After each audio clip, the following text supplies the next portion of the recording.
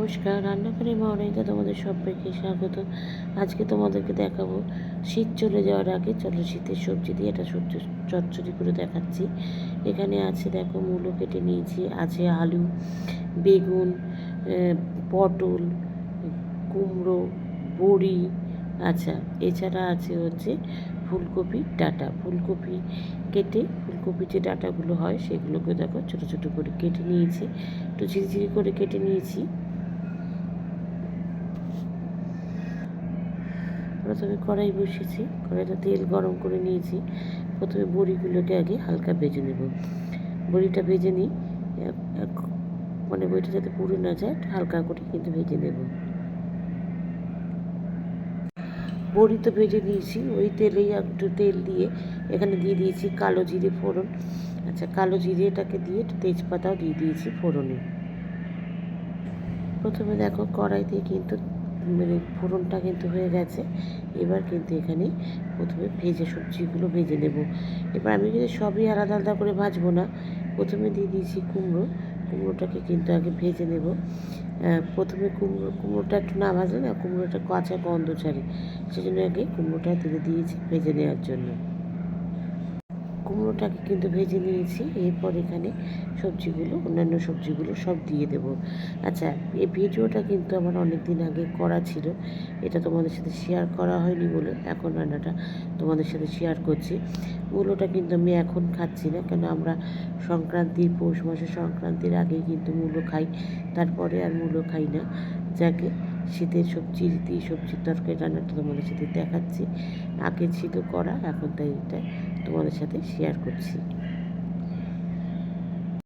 আচ্ছা সব সবজিগুলো দিয়ে কিন্তু মশলা মানে এইভাবে কিন্তু বেশ ফোড়ন দিয়ে তেল দিয়ে কিন্তু ভালো করে কষিয়ে নিচ্ছি। আর ফুলকপি ডাঁটাগুলো কিন্তু আমি একটু ভাপিয়ে নিয়েছিলাম, এবার দিয়ে দিয়েছি ফুলকপি ডাঁটাগুলো। এবার এগুলোকে কিন্তু খুব ভালো করে মেশাবো। আর আমি কিন্তু সবজি যেহেতু আগে ভাজিনি, তাই এখানে কিন্তু একটু সময় নিয়ে আমার ভাজতে হচ্ছে। দেখো দিয়ে দিয়েছি। এবার সবজিগুলোকে ভেজে নিচ্ছি।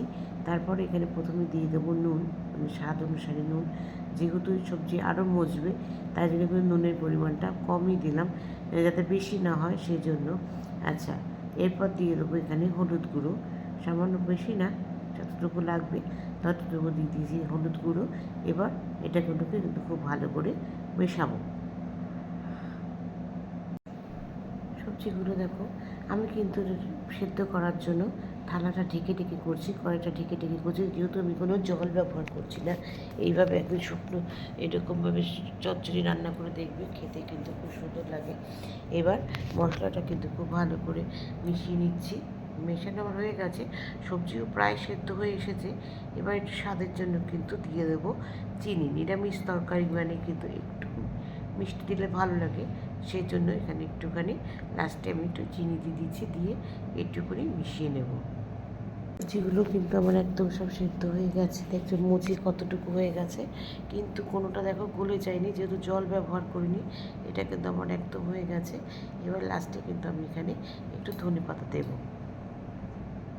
দেখো হয়ে গেছে আমার পাঁচ মিশালো সবজি দিয়ে এটা চচ্চড়ি। নিরামিষ দিনের ডালের পাশে এরকম চচ্চড়ি অসাধারণ লাগবে। আর সবচেয়ে বড় কথা মানে রান্না করার সময় শুধু একটা গন্ধ বেরোচ্ছে না, কী বলবো, অনেক মনে হচ্ছে খেয়ে নি বাদ দিয়ে। তোমরাও কিন্তু এভাবে করে খেয়ে আমাকে জানিও লাইক কমেন্টস আর শেয়ারের মাধ্যমে। তোমরা যারা আমার চ্যানেলটাকে সাবস্ক্রাইব করে আমার সঙ্গে রয়েছো তাদের জন্য রয়েছে অসংখ্য অসংখ্য ধন্যবাদ। আর যারা করোনি তারা প্লিজ চ্যানেলটাকে সাবস্ক্রাইব করে আমার সঙ্গে থেকো। তোমরা সবাই সুস্থ থেকো, সাবধানে থেকো, ভালো থেকো। চলি, টাটা।